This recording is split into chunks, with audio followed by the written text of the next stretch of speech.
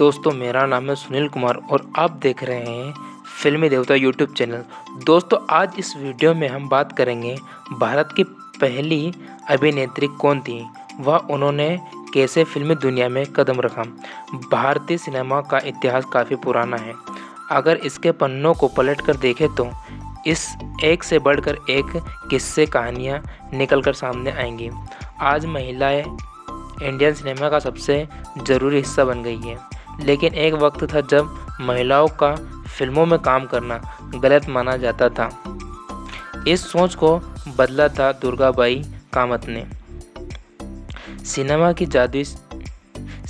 की जादुई दुनिया में कई ऐसी बातों का इतिहास रहा है जिसके लिए अगर अतीत के पन्नों को पलट कर देखें तो ढेर सारी पुरानी बातों की परत खुलती जाएंगी। आज का सिनेमा काफ़ी बदल चुका है। यहाँ न सिर्फ अलग अलग जोनर और भाषा की फिल्में बनती है, बल्कि अब सिर्फ महिलाओं को ध्यान में रखते हुए ही किसी मूवी की कहानी तक गढ़ी जाती है।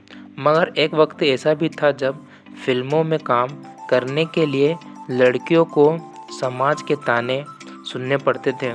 साइलेंट फिल्मों के दौर में जब महिलाओं का किरदार भी पुरुष ही निभाया करते थे, तब साहस दिखाते हुए दुर्गाबाई कामत ने फिल्म इंडस्ट्री में कदम रखा। उनके आने से दूसरी महिलाओं का अभिनय करने की प्रेरणा मिली। साथ ही महिलाओं के लिए रास्ते भी खुल गए। जब कि दुर्गाबाई कामत शादीशुदा और एक बेटी की मां थी। 1889 में जन्मी दुर्गाबाई कामत ने 7वीं तक की पढ़ाई की। वह फेमस मराठी अभिनेता चंद्रकांत गोखले की दादी और हम दिल दे चुके सनम में काम करने वाले एक्टर विक्रम गोखले की परदादी थी। दुर्गाबाई कामत ने आनंद नानोस्कर नाम के शख्स से शादी की थी, जो मुंबई के जे स्कूल ऑफ आर्ट्स हिस्ट्री के टीचर थे। कहा जाता है कि यह शादी लंबे समय तक नहीं चल पाई और दुर्गाबाई कामत और उनके पति अलग अलग रहने पर मजबूर हो गए। भारतीय सिनेमा की नींव रखने वाले दादा साहब फाल्के ने दुर्गाबाई कामत को इंडियन सिनेमा की पहली एक्ट्रेस बनाया। दरअसल 1913 में जब राजा हरिश्चंद्र रिलीज हुई तो महिलाओं के अधिकतर सीन दादा साहब फाल्के ने पुरुषों से करवाए। सीन तो शूट हो गए, लेकिन वह इससे संतुष्ट नहीं थे।